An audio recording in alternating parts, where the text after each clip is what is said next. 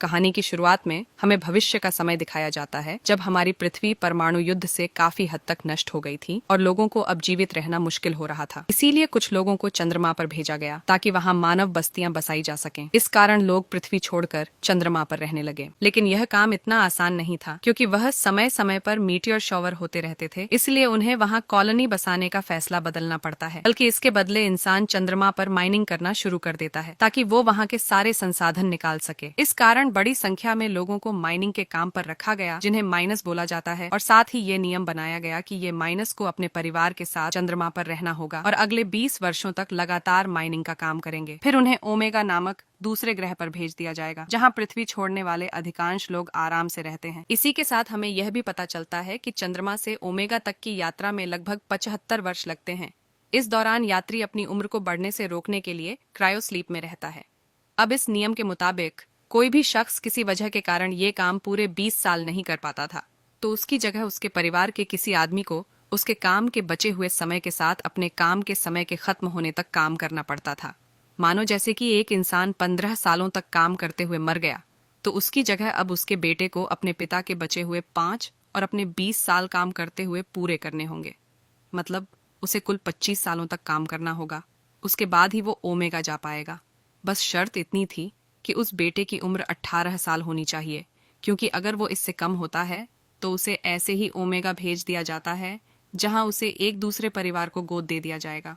150 साल के चांद पर जाने के बाद हम वहां के माइनर्स के बच्चों को देखते हैं, जो कि इस जगह पर ही पैदा हुए थे। वे सभी मिलकर एक स्पेस रोवर चुराने का प्रयास कर रहे थे। हालांकि वहां एक आदमी के आगमन के कारण वे छिप जाते हैं। इन्हीं बच्चों में एक केलेब नाम का बच्चा अपने हाथ में एक कैप्सूल को देख रहा था। वास्तव में केलेब के पिता माइकल की माइनिंग करते समय मौत हो गई थी, और क्योंकि केलेब अब तक 18 साल का नहीं था, तो वो अपने पिता की जगह भी नहीं ले सकता था। इसीलिए उसे अगले 3 दिनों के बाद ओमेगा पर भेज दिया जाएगा, जहाँ उसे किसी और परिवार को गोद दे दिया जाएगा। अब क्योंकि केलेब जानता था कि वहां पहुंचने में उसको 75 साल का समय लगेगा, लेकिन क्रायो स्लीप में होने के कारण उसकी आयु तब भी वही रहेगी जैसी अभी है। इसलिए केलेब नहीं जाना चाहता था, क्योंकि वह जानता था कि वह फिर कभी अपने यहाँ के दोस्तों से मिल नहीं पाएगा।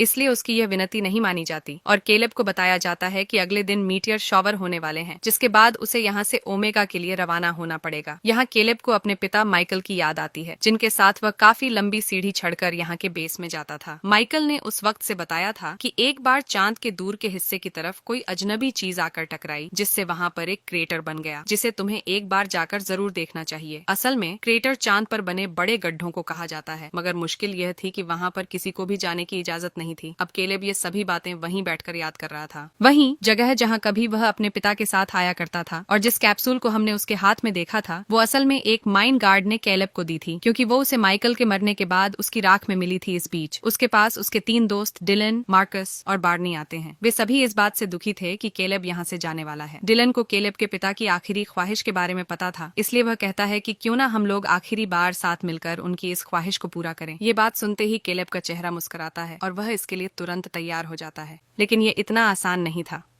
उन्हें वहां तक पहुंचने के लिए जिन चीजों की जरूरत पड़ती, उन्होंने एक एक करके चुरा ली। इसी दौरान डिलन केलेब से बताता है कि उन्हें बेस तक पहुंचने के लिए पासकोड की आवश्यकता होगी, और वो सिर्फ एडिसन नाम की एक लड़की को पता है। इसलिए केलेब इस बारे में एडिसन से खुद बात करने के लिए जाता है। वास्तव में एडिसन हाल ही में पृथ्वी से यहाँ आई है, जिसका कोई दोस्त नहीं है, ना ही उससे कोई बात करता है। हालांकि उसके पिता एक वैज्ञानिक हैं, तो उसे कोड पता होने चाहिए थे। लेकिन एडिसन केलेब की मदद करने से मना कर देती है और वहां से चली जाती है। इसके बावजूद डिलन उसके पीछे जाता है और उसे बताता है कि भले ही सब तुमको अजीब समझते हैं, पर मैं हमेशा से तुमसे दोस्ती करना चाहता था। डिलन यहाँ एडिसन से ये भी बताता है कि वो लोग आखिर कहाँ और क्यों जा रहे हैं। अब डिलन की इन बातों को सुनकर एडिसन मान तो जाती है, मगर उसकी शर्त थी कि वह भी इनके साथ जाएगी। और इसी के साथ कहानी शुरुआत वाले सीन पर आती है, जहां हमने केलेब और उसके दोस्तों को रोवर चुराते हुए देखा था। केलेब रोवर का तार खींचकर आलम को बजने से पहले ही बंद कर देता है। फिर वह बेस से निकलने के लिए एडिसन का बताया कोड डालता है, जिससे अब ये लोग निकलने के लिए तैयार थे और रोवर को चलाने की जिम्मेदारी डिलन के कंधों पर थी, क्योंकि इन सब में से उसी को ड्राइव करने की क्षमता थी। ये लोग जल्दी ही माइन से बाहर निकल जाते हैं, जहां ये सभी चांद की सतह को देखकर काफी खुश होते हैं। लेकिन ये लोग रुककर समय बर्बाद नहीं कर सकते थे, इसलिए इन्हें समय से क्रेटर तक जाने के बाद वापस भी आना था, क्योंकि मीटियर शॉवर के दौरान लॉकडाउन कर दिया जाता है, इसलिए इन्हें उससे पहले लौटना ही होगा। यहाँ सभी अपने बारे में कुछ ना कुछ बातें बताने लगते हैं, जिस दौरान कैलेब बताता है कि मुझे मेरे पिता ने बताया था कि कैसे यहाँ इंसानों को भेजा गया, और जब उनका मतलब निकल गया तो उन्होंने चांद पर माइनिंग करवाने का फैसला किया और खुद सब कुछ भूलकर ओमेगा में जाकर अपनी जिंदगी खुशी से बिताने लगे। उसकी इस बात पर एडिसन उससे बोलती है कि माइनर्स को भला क्या दिक्कत है, उन्हें बस अपनी जिंदगी में 20 साल काम करने के बाद ओमेगा जाकर अपनी जिंदगी आराम से बितानी है। जिसकी इस बात को सुनकर हम समझ सकते हैं कि एडिसन क्योंकि एक साइंटिस्ट की बेटी है तो उसे सच्चाई का पता नहीं है, इसलिए डिलन यहाँ उसको सच्चाई बताता है कि अगर कोई काम करते हुए मर जाए या उसे कोई बीमारी हो जाए तो आगे क्या होता है। जिस बात को जानकर एडिसन सभी से माफी मांगती हैं और कहती है कि मुझे ये बात नहीं पता थी।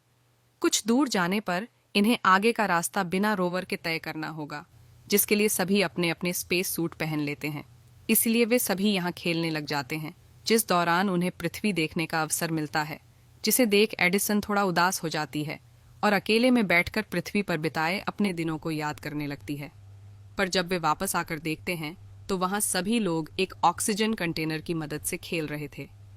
यहाँ ये सभी खुद को एक केबल के जरिए रोवर से जुड़कर ऑक्सीजन गैस के प्रेशर की मदद से स्पेस में काफी ऊपर तक जा रहे थे।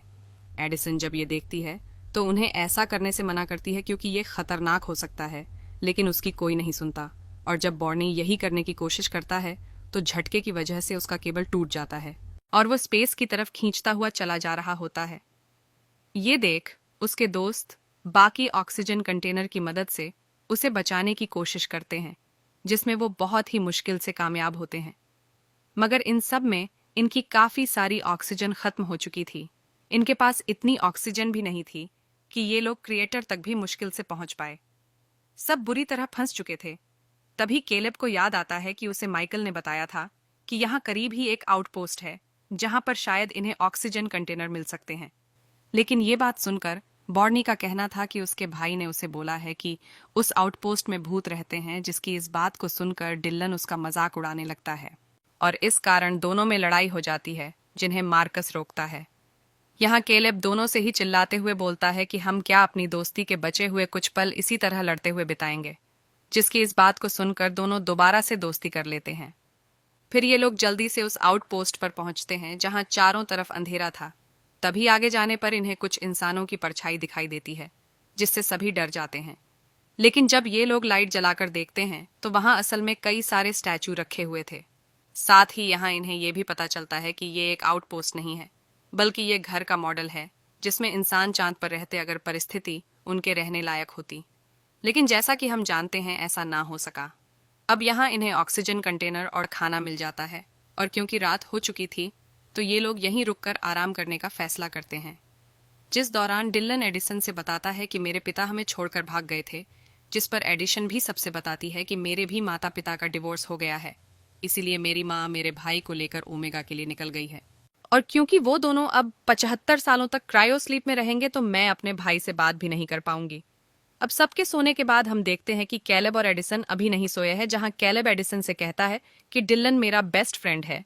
उसने तब मुझे सहारा दिया जब मेरे पास खाने के लिए भी कुछ नहीं था। उसने मुझे उस वक्त अपने हिस्से का खाना दिया। तब से हम दोनों एक दूसरे के साथ हैं, लेकिन जब मैं ओमेगा पर चला जाऊंगा तो वो अकेला पड़ जाएगा। इसलिए एडिशन तुम मुझसे वादा करो कि तुम उसे कभी अकेला नहीं छोड़। एडिसन उससे ये वादा कर लेती है। फिर आराम करने के बाद ये लोग रोवर तक पहुंचते हैं, लेकिन रोवर की बैटरी ही खत्म हो गई थी, इसलिए अब इन्हें समझ नहीं आ रहा था कि वे क्या करें। अब कोई रास्ता ना देखते हुए एडिसन इमरजेंसी बटन दबा देती है ताकि इन्हें मीटियर शोवर से पहले गार्ड आकर बचा ले। अब जब तक वो लोग आएंगे तब तक इनके पास इतना समय था कि ये लोग मून वॉक करते हुए उस क्रिएटर तक पहुंचकर उसे देखने के बाद वापस आ जाए। इसलिए ये लोग जल्दी से क्रिएटर तक चलकर जाते हैं, जो कि सच में बहुत बड़ा था। यहाँ केलेब क्रिएटर के बीचों बीच कुछ चमकता हुआ दिखाई देता है, जिसके चारों तरफ कई सारे खंबे मौजूद थे।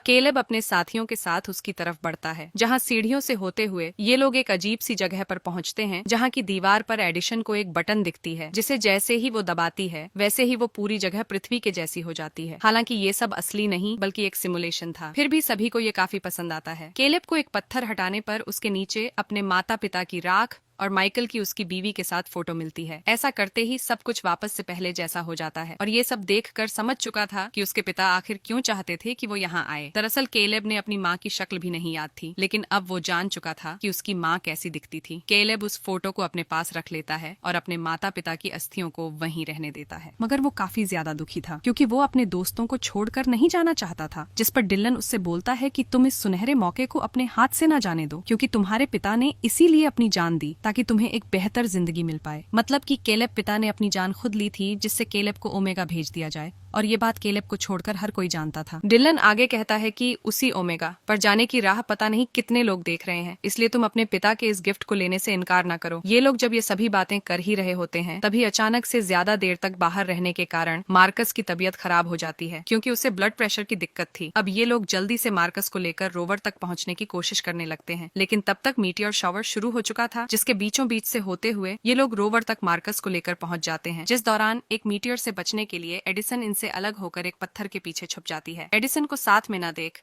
मार्कस को बॉर्नी के साथ रोवर के अंदर छोड़कर केलेब और डिलन एडिसन को लाने जाते हैं, जो कि हेलमेट में एक क्रैक आने की वजह से बेहोश हो चुकी थी। जिस क्रैक को ठीक करने के बाद केलेब और डिलन एडिसन को लेकर वापस आने की कोशिश करते हैं, जिससे बीच में केलेब गिर जाता है, पर उसे एडिसन और डिलन बचा लेते हैं। जिसके बाद ये सभी किसी तरह से रोवर के अंदर आ जाते हैं, जिसकी खिड़कियां इस मीटियोर शॉवर की वजह से क्रैक हो गई होती है और ऊपर से इनके पास कम ऑक्सीजन होने के कारण अब ये सभी कुछ समय तक ही जिंदा रह सकते थे। सभी बच्चे जल्दी ही इस सच्चाई को अपनाकर मौत का इंतजार करने लगते हैं, क्योंकि इन्हें इस बात की खुशी थी कि वो सभी साथ में मर रहे हैं। जिसके बाद अचानक से सभी बेहोश हो जाते हैं और ये सीन यहाँ से शिफ्ट होकर कुछ समय आगे जाता है और वहाँ हम केलेब को देखते हैं। वो अब तक ओमेगा पर पहुंच चुका था, मतलब कि उस घटना को अब तक 75 साल बीत चुके हैं, जिस दौरान केलेब क्रायो स्लीप में था, पर उसे अपने दोस्तों के बारे में जानना था। इस पर नर्स केलेब को एक ऑडियो डिवाइस देती है जिसमें उसके दोस्त मैसेजेस भेजते रहते थे। केलेब को जानने को मिलता है कि उस दिन इन लोगों को बचा लिया गया था और उसके दोस्त अब तक अपनी आधे से ज्यादा जिंदगी जी चुके हैं, जैसे कि मार्कस ने अपनी बेसबॉल टीम शुरू की